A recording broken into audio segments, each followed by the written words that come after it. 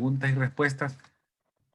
Entonces, voy a comenzar con esta pregunta que dice, ¿qué agencia regula las sustancias controladas? De las 4 opciones que ven allí.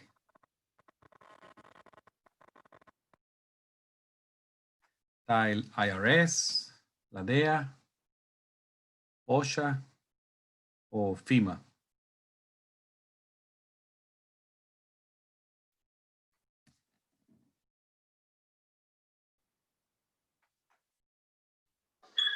OSHA. ¿OSHA? Ajá. Ok, veamos. Vamos a ver si OSHA es La 2. sí, la encargada de regular lo que es medicamentos controlados es la DEA.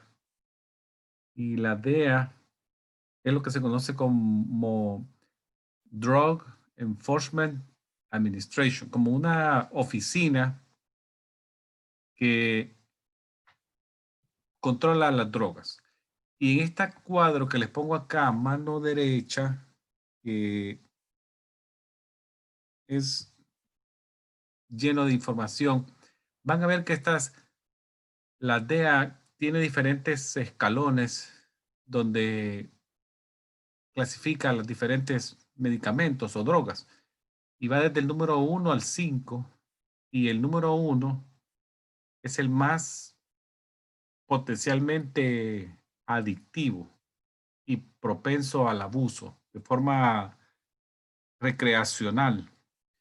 Y si usted ven acá el número 1, dice no tiene uso médico. Ahí están todas aquellas que uno escucha en la televisión, como son la LSD, el éxtasis, la heroína, la cocaína, está ahí también. En esta lista que yo puse inicialmente, en este particular se me ha olvidado quitarla. Aparecía la marihuana, ahora ya hay medical marihuana. Ya no cae en esa escalón 1. Luego tenemos la número 2, donde están también con alto potencial de abuso y dependencia psicológica y física. Tenemos todos estos medicamentos que los usan mucho los médicos que tratan dolor, la medicina del dolor, que están estos Vicodin, metadonas, hidromorfonas, oxycontin, todos estos medicamentos que los usan para el dolor, pero muchas personas terminan haciéndose adictos a ellos porque ya los empiezan a usar no solo para controlar su dolor crónico, sino que para otro propósito, que sería una dependencia de adicción. Luego tenemos el nivel 3, que son con riesgo moderado o bajo. Ahí tenemos, por ejemplo, algunos medicamentos que ustedes han visto que los prescriben mucho los dentistas. Por ejemplo, la Tylenol con codeína lo usan mucho los dentistas para tratar dolor posterior a una extracción de molares. Lo usan mucho ellos. La ketamina también es otro medicamento que se usa para el dolor. Es de riesgo bajo y moderado. Luego tenemos el nivel 4, que son bajo potencial de abuso y de dependencia. Tenemos el Xanax, los ansiolíticos, ahí está la Valium. Otro medicamento del dolor, el Tramadol, está en esa lista. Y luego tenemos los 5 que serían muy poco riesgo de abuso. Ahí tenemos los que tienen codeína, como el antitusivo Robitussin, el antidiarreico Lomotil está en esta categoría número 5. Entonces, la DEA es la encargada de que estas escalas se cumplan. Y toda persona que tenga algún tipo de responsabilidad en prescribir estos medicamentos hasta el número 2, porque ya dijimos que el número 1 no tiene uso médico, pero del 2 para el 5, necesitan un número de DEA. Ya lo voy a mencionar en unos minutos. Es el número de registración de la DEA. Vamos a ver esta pregunta que tiene que ver con lo que hablamos de la HIPAA hace como 20 minutos atrás. Dice, la Privacy Practice Rule, esta regla de la práctica de privacidad, le da al paciente qué derecho dice. ¿Qué derechos me da a mí esta Private Practice Rule? A no aceptar un tratamiento, a demandar a mi doctor, a tener acceso a mi récord médico o a La tener 3. acceso al 3. Sí, eso es correcto. Y ustedes se recuerdan en la hoja que puse que tiene que estar en un lugar visible de la clínica y se la entregan a usted el día 1 en su primera visita a esa clínica. O sea, tienen que dar una copia y usted firmar de recibido.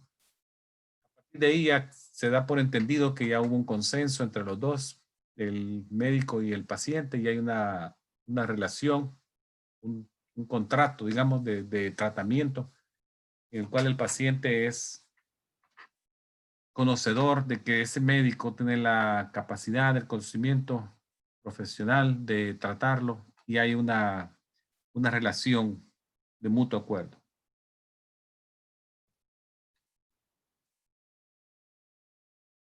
El sitio donde se toma el pulso para medir la presión arterial, usualmente, ¿cómo se llama? La 3. Sí, si ustedes ven acá, en esta foto de la derecha, en la foto superior, aquí la persona está palpando la arteria braquial antes de poner el estetoscopio. Ya una vez lo ubicó la zona donde está el pulso de la braquial, ya él coloca el estetoscopio y procede a tomar la presión arterial de forma audible. Él va a usar el estetoscopio para escuchar los ruidos de Korokov. Y la arteria braquial, recordemos, viene en la cara interna del brazo y se hace un poquito superficial en esta fosa antecubital por acá.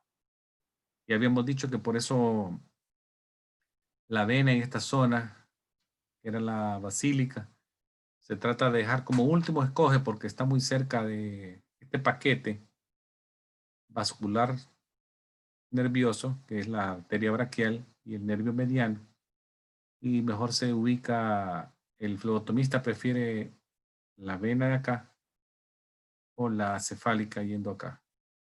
Y como último escoge sería esta zona. Esta pregunta tiene que ver con los signos vitales. Vamos a ver si nos recordamos de hace un rato atrás. Dice, un paciente tiene una temperatura oral de 104 grados Fahrenheit. ¿Qué término utilizaría usted para describir ese valor? ¿Piuria, hiperpirexia, hipotermia o pirexia? La 2.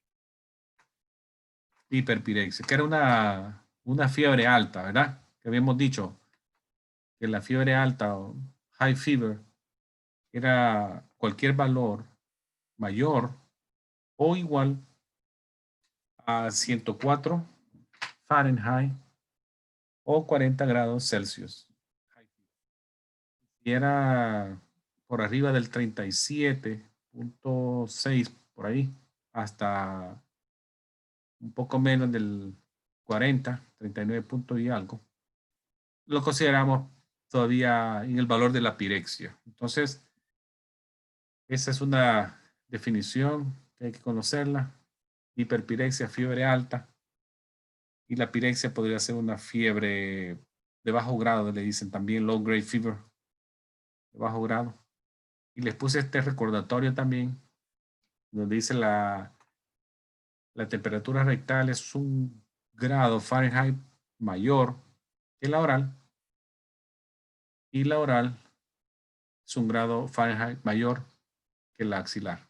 Hay que tener esto en mente también, recordarlo, porque cuando se escribe la temperatura hay que poner el sitio donde se tomó, se pone el valor en números, la letra de la escala, si es Fahrenheit o Celsius, y la ubicación de la toma, axilar, rectal, oral, o puede ser también timpánica.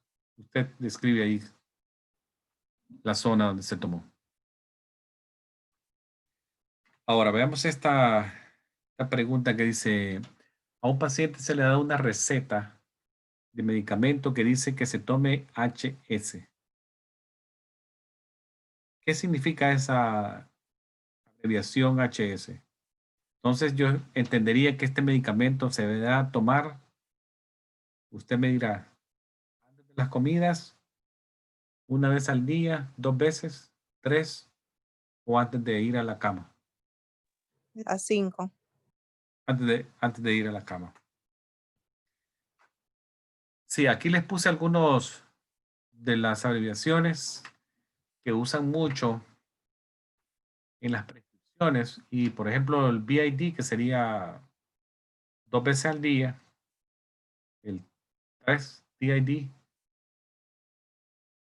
QID sería 4, esta que habíamos puesto acá, HS, que también le pueden poner la Q como prefijo, como prefix antes, QHS, que sería al momento de ir a la cama o antes de dormir. Luego tenemos el AC, antes de la comida, PC, después, y luego tenemos la PO, que sería oral, por la boca. Si yo escribo esa indicación acá, ¿cómo la entiende usted? Que dice una tableta PO, QID, PC y HS. ¿Cómo lo traduce eso? Usando las abreviaciones de arriba.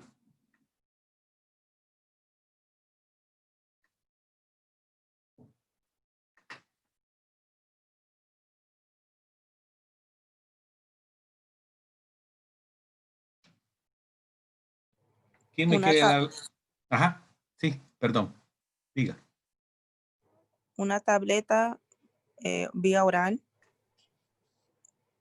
¿Cómo es? 4 veces al día. Después de la comida. Y en la noche. Y antes de Y en la noche. Y antes de dormir, correcto. Sí, una tableta por la boca, 4 veces al día. Y luego viene el PC, que sería después de haber comido y antes de ir a la cama. Esa es la interpretación de la indicación que acá está escrita. Dice un paciente recibe la indicación de revisarse la glucosa todos los días preprandial. ¿Cuándo se lo tiene que hacer? Antes, después de las comidas, antes de irse a la cama o cuando esté en ayuno.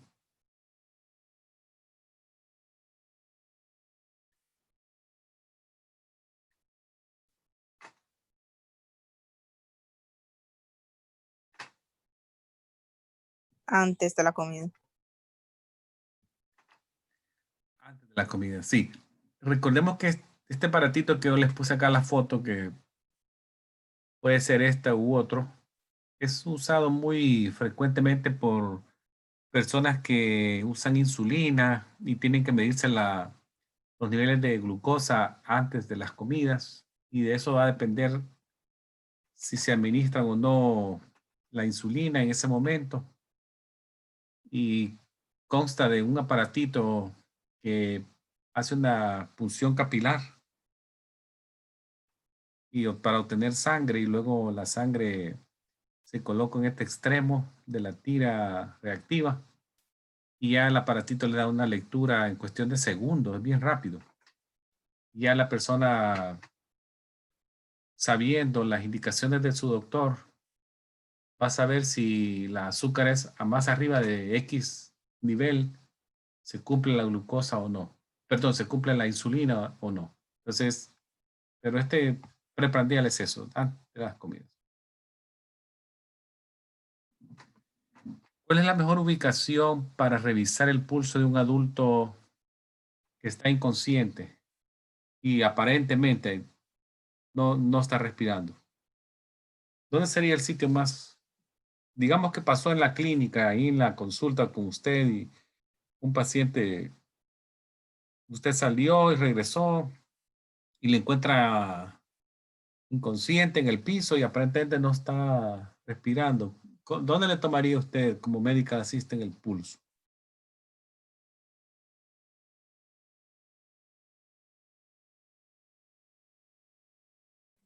Uno. La arteria radial. En la descripción que estamos dando, que sería paciente inconsciente y con aparente no está respirando, aparentemente, no Sí, confirmado, sí. pero Sí. sería la arteria carótica a nivel del cuello. Recordemos que ahí sería como que el punto más cerca de la aorta y la radial estaría un poquito muy distante, la braquial intermedia y la carótida, si ustedes la ven, está justo sobre el arco aórtico acá y ya tenemos, podría ser que no encontremos pulso, sería una potencial respuesta, no pulso. Otro sería un pulso débil de 40 por minuto, de ritmo irregular y de intensidad débil. Pero sería el mejor sitio el cuello, pulso carotidio. ¿Qué término se usa para describir una muestra de sangre en la cual sospechamos que las células rojas, glóbulos rojos, se han roto? ¿Cómo decimos que la muestra está 3. molizada? Sí. Y en esta foto, ustedes ven diferentes grados de hemólisis. Puede ir desde un tono rosado claro, rojo claro, todos estos como que fueran color refresco de sandía, un tono suave, intermedio, un poquito más profundo, el rojo watermelon, por ahí. Ese sería que hay hemólisis. Y hay otros tipos de hallazgos también. Por ejemplo, si comparamos este, que sería una muestra ya separada, después de una centrífuga, a una muestra que tiene mucho contenido de lípidos, puede ser colesterol o triglicéridos, es una muestra lipímica, un color como lechoso. Y luego tenemos la muestra ictérica, que tiene mucha concentración de bilirrubina. Entonces aquí tenemos la ictérica, la lipímica, más color blanco lechoso, y los diferentes tonos de hemólisis. Glóbulos rojos que se han roto y han liberado el contenido de hemoglobina que estaría un poquito libre acá diluida. En esta indicación que dice Demerol 75 miligramos IM intramuscular cada 6 horas, miren, dice, como tanto se necesite para dolor severo, ¿en qué orden de medicación usted colocaría este as needed? ¿Como una dosis sencilla, de rutina, PRN o PRN o STAT? Si alguien le dice cada 6 horas intramuscular as needed para dolor severo, ¿qué orden médica es esa?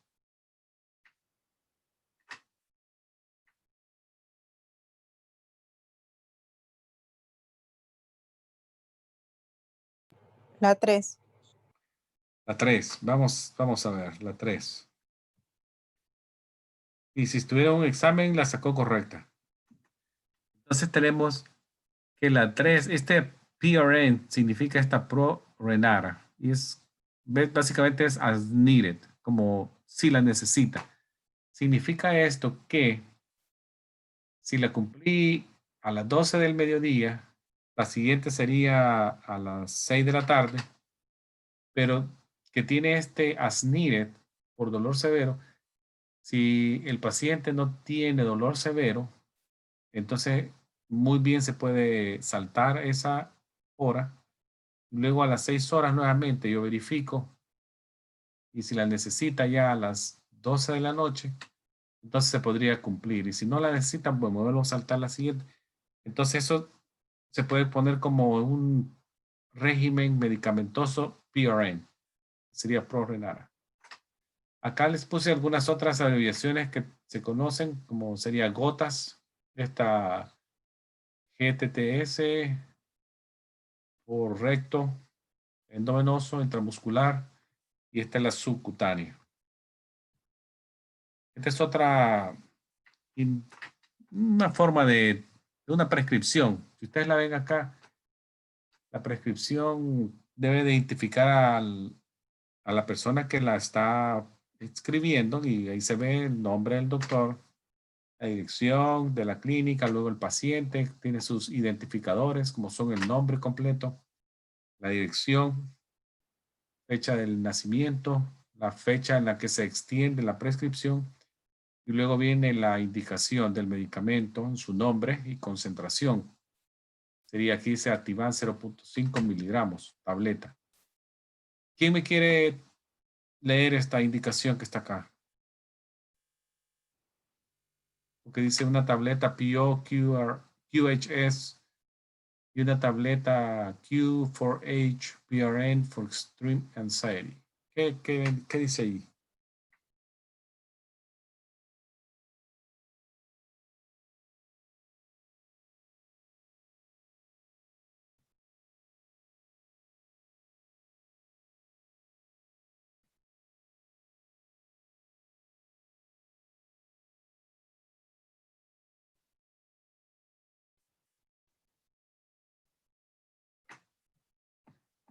¿Qué dice la primera parte aquí?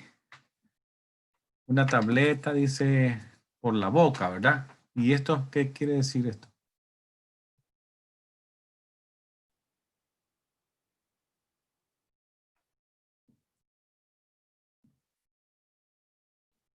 Antes de dormir.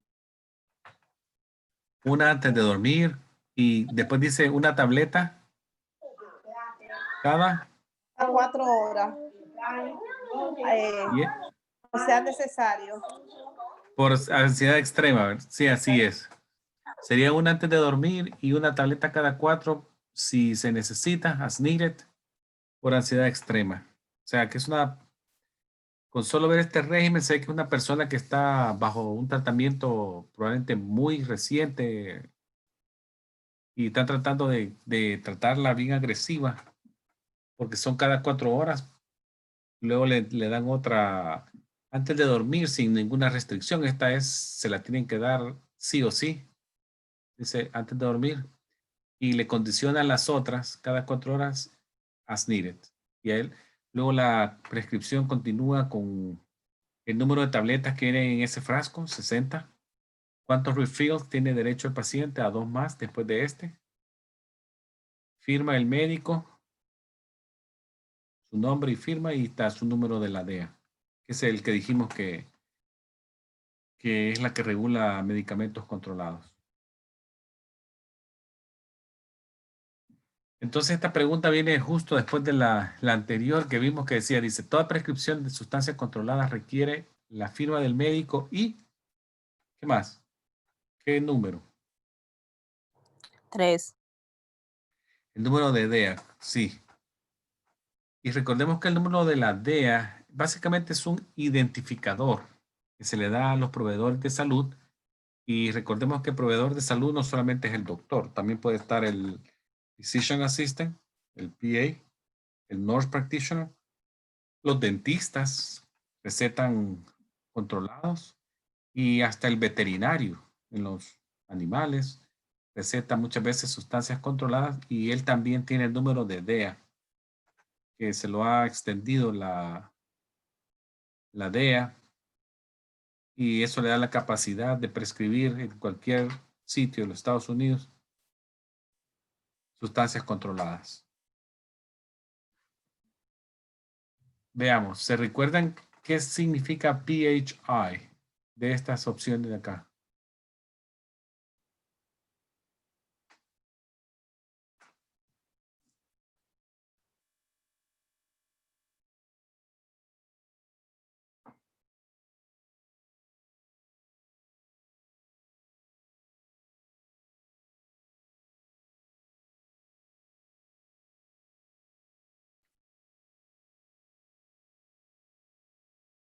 Voy a dar una... Oh, perdón. Esa era Protected Health Information. Ahí sí, yo coloqué el código atrás. Es la 2. ¿Cuáles son los PHI que nosotros dijimos? Son 18 y van desde su nombre, teléfono, número Social Security, su correo electrónico, número de cuenta. Si ustedes ven, son muchas cosas que lo identifican. Identificadores biométricos, si hay huellas, cualquier cosa. Seguro es médico, el número de seguro médico, el número de plan de beneficiario, cualquier cosa que sea, tenga que ver con su vehículo, información geográfica. Son muchas cosas que están dentro de este PHI, que por ley de las IPA deben estar protegidos y no ser entregados a nadie que usted no haya autorizado.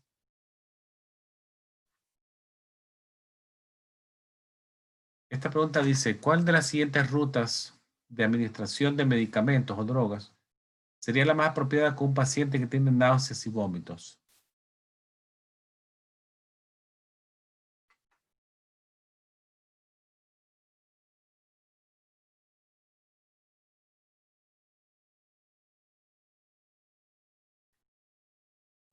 Cuatro. 4, sí sería la correcta, sí es. Puede pasar, niño, usted, puede ser que usted trabaje en una clínica pediátrica y tenga que cumplir un medicamento, alguien con intolerancia a vía oral, que tenga náuseas, vómitos de manera repetitivas, incoercibles, no controlables. Creo que la ruta más efectiva sería el rectal. Recordemos un poquito de signos vitales. Si dice el pulso del niño o de un bebé, en este caso, de un bebé. Pulso y respiraciones son, si lo comparamos, igual que en el adulto, si ustedes recuerdan, más lentos que en el adulto. No existe diferencia entre el bebé y el adulto, o son más rápidos. ¿Qué se recuerda? Cuatro. Y cuando decimos rápidos, sí son bien rápidos. En comparación al adulto. ¿Se acuerdan que pueden ir de 100 a 160, 180? Las respiraciones por igual. A medida la edad va subiendo, va haciendo un poquito más con tendencia a parecerse al adulto. Ya de adolescentes, adulto joven, ya entramos al parámetro que habíamos dicho, 60, 100 de pulso, de 12, 14 hasta 20 de respiraciones y las presiones arteriales ya en los rangos que habíamos dicho, de 119 para abajo las sistólicas, luego tenemos las 79 para abajo las diastólicas en valores de presión arterial.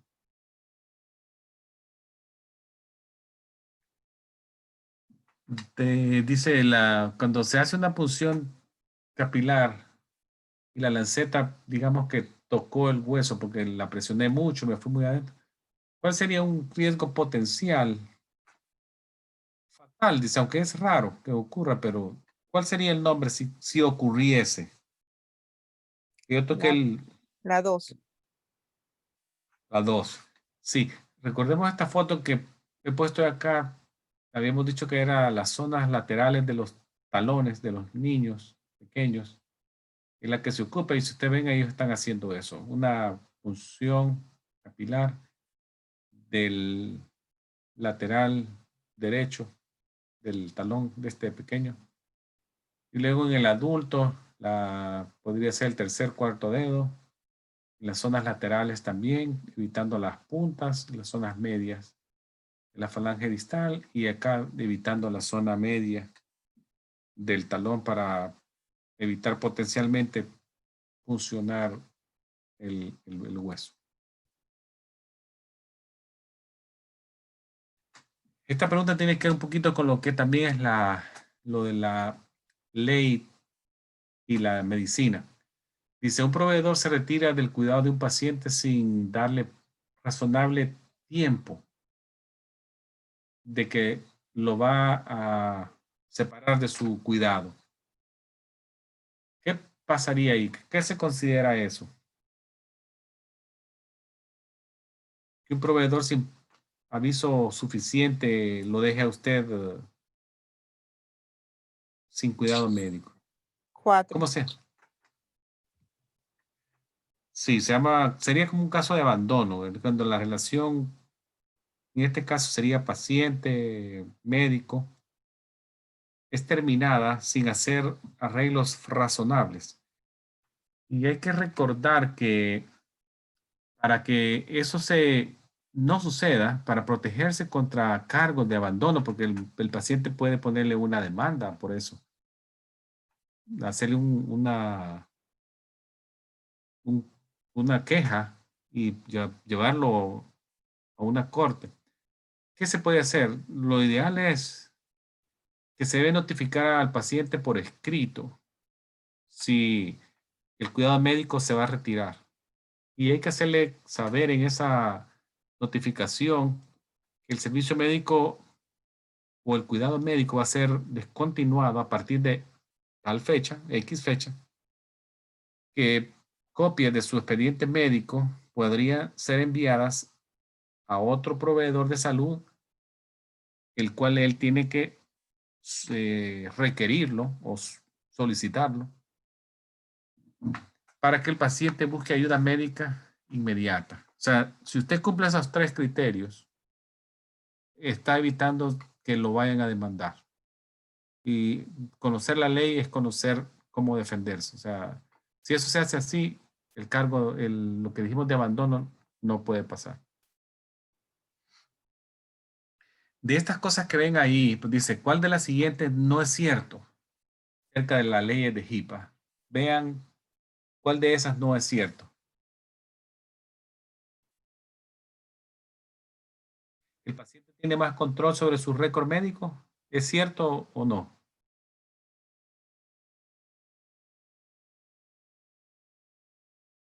Eso es cierto, sí, eso es cierto. Yo tengo más control sobre mi récord médico, acorde a la ley de HIPAA. El paciente tiene más opciones informadas y puede hacer mejores decisiones acerca del uso de su información personal de salud. ¿Es eso cierto o es falso de HIPAA? Es cierto también. Otra cosa dice, violadores se hacen responsables si hay alguna falta al derecho de la privacidad de un paciente. ¿Eso es cierto en HIPAA? Sí, todos sabemos que si se logra demostrar que hubo un compromiso de la información de salud de un paciente, las clínicas, los doctores o quien sea la persona que hizo esa falta puede ser multada y las multas son a veces bien grandes, pueden ir desde tan poquito de $100 hasta miles de dólares. Si un hospital grande estamos hablando de demandando por millones.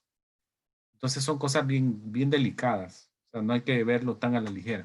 Entonces las tres primeras ya dijimos que son ciertas. Entonces, obviamente la última no es la cierta. Que dice que no pone límites en el uso y la liberación de récords médicos. Y eso no es cierto. El HIPAA sí pone límites del uso y cómo se pueden liberar récords médicos. O sea, esta sería la número 4, sería no es cierto. La temperatura timpánica significa, dice que la temperatura corporal es medida ¿a dónde? Timpánica.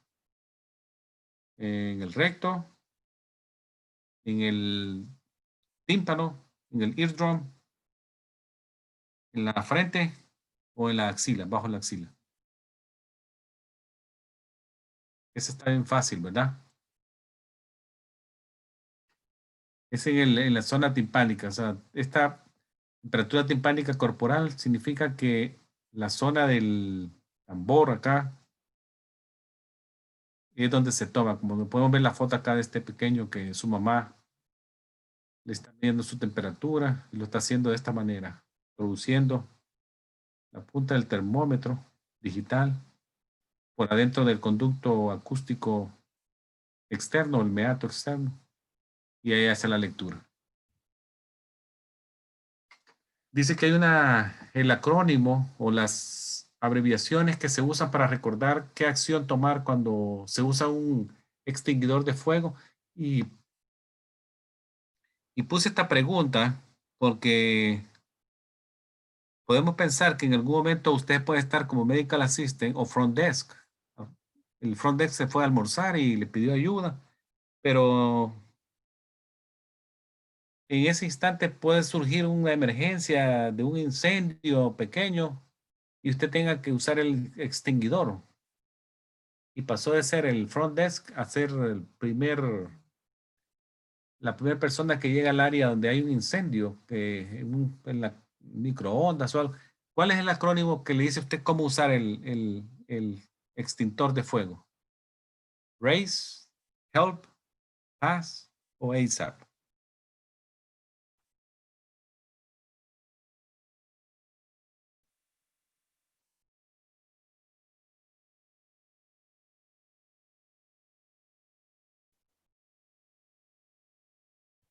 Esto creo que no lo habíamos visto, pero a partir de este día sé que no se le va a olvidar. Necesito usar un extinguidor. Cada letra tiene un significado. P, alar. U, la A sería apunte, aim. La primera S, apriete, squeeze. Y la número cuarto, que sería la otra S, es hacer un movimiento de lado a lado como de barrido, sweep. Entonces esa es la abreviación que recomienda para el extintor, pass. Pull, aim, squeeze, sweep. Estoy más que seguro que a partir de esta noche no se le va a olvidar eso. Fácil de recordar.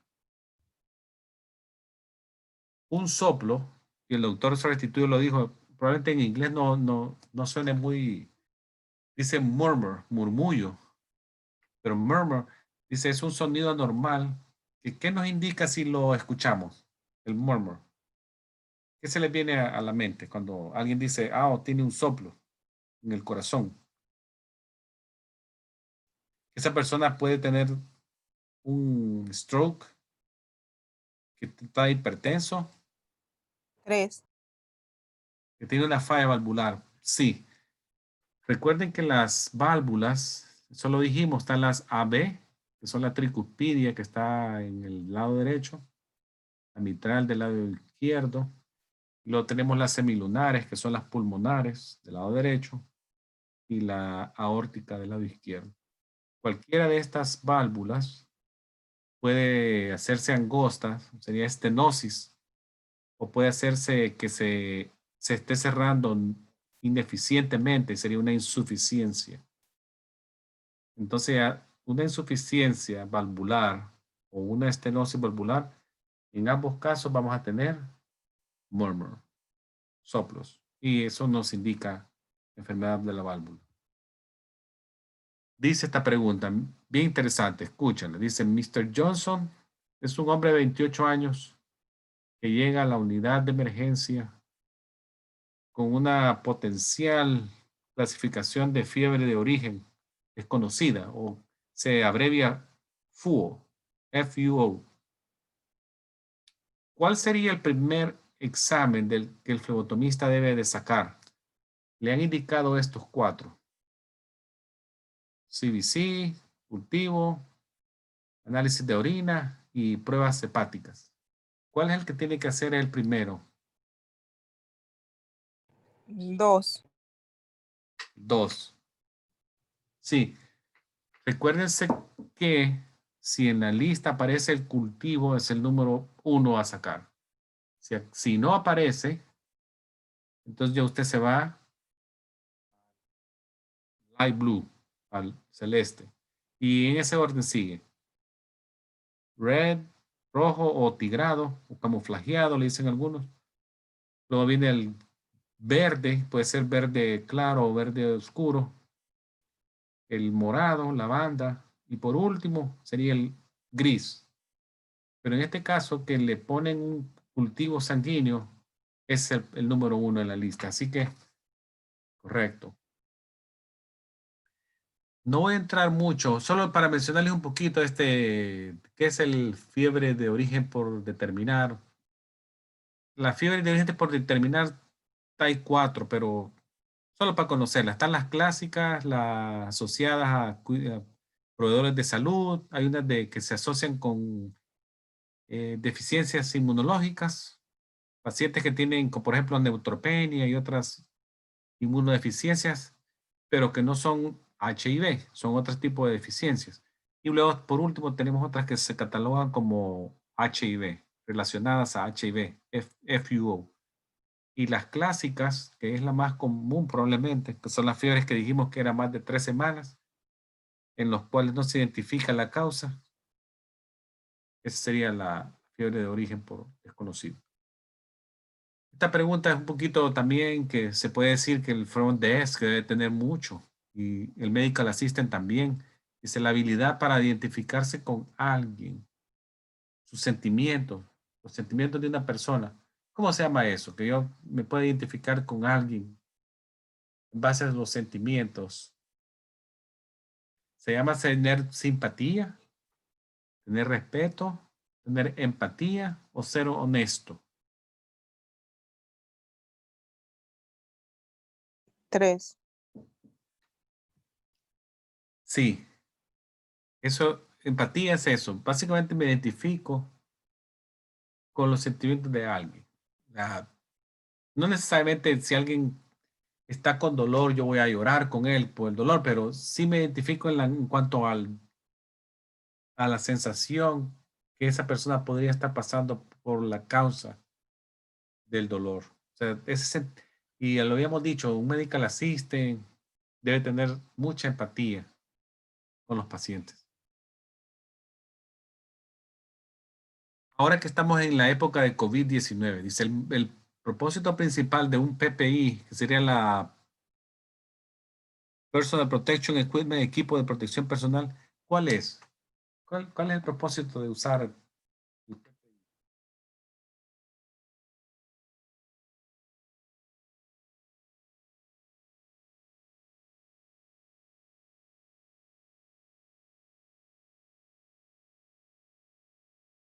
La 1. La 1. Oh, mire, yo sin querer dejé el punto rojo sobre enfrente de la 1. Sí, eso es. Básicamente el PPI es el equipo que protege a la persona que lo usa contra riesgos de salud, como estamos viendo este dibujo acá, o riesgos de seguridad. Y aquí incluyen también, no solo es trabajador de salud, sino que puede ser hasta un trabajador de la construcción. Cuando ustedes ven a un trabajador de la construcción utilizando un chaleco que tiene mucho color fluorescente, que tiene sus zapatos con cubo metálico en las puntas, que se pone un casco, su cabeza. Ese es un PPI, pero para la construcción. Para el trabajador de la salud es un PPI un poquito distinto. Y este incluye, recordemos, por ejemplo, el uso de goggles, lentes, escudos faciales, face shields, mascarillas, el uso de gorros sobre su cabeza, gowns, guantes, zapatos especiales. Básicamente lo que están tratando de hacer es hacer una barrera que lo proteja contra infecciones, si usted trabaja de la salud, o si es un riesgo de seguridad contra una amenaza externa latente. Entonces el PPI, acordémonos, no solamente es para salud, puede ser para un empleado que trabaja en tráfico o cualquiera otro en construcción, pero es crear una protección contra un daño potencial. Veamos esta. Dice una fluctuación de fiebre que retorna al o por abajo de la línea basal normal y después vuelve a aumentar. ¿Cómo lo conocemos eso? Una fiebre continua, remitente, intermitente o onset.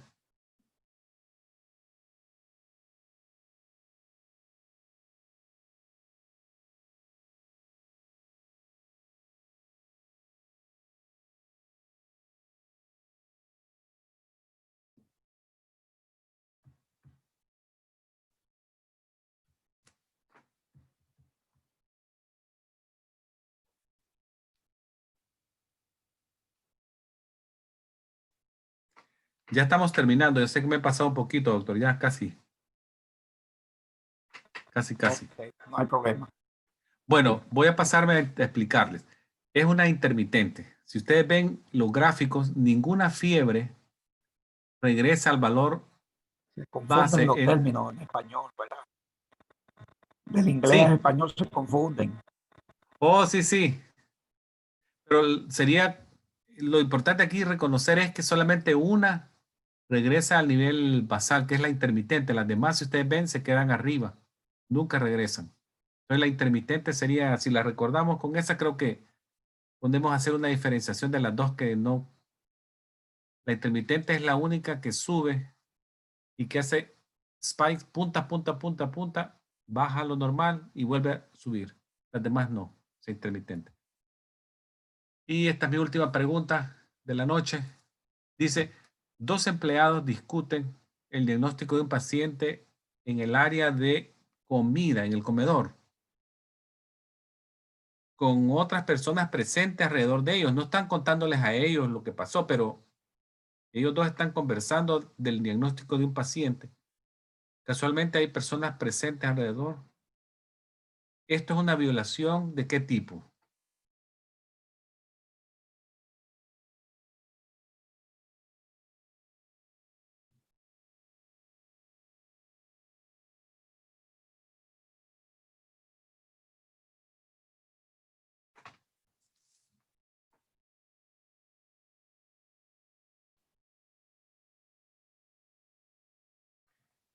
Me voy a pasar para...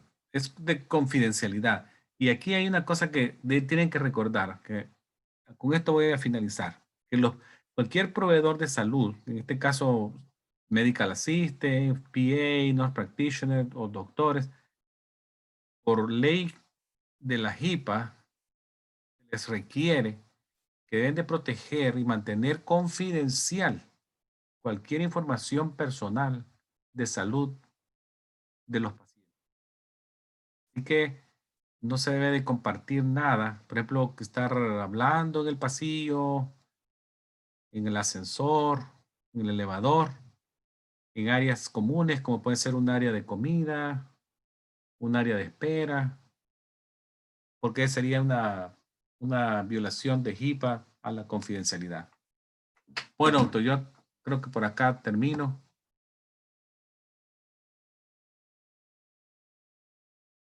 Y les agradezco la atención. Ok, muchas gracias, profesor.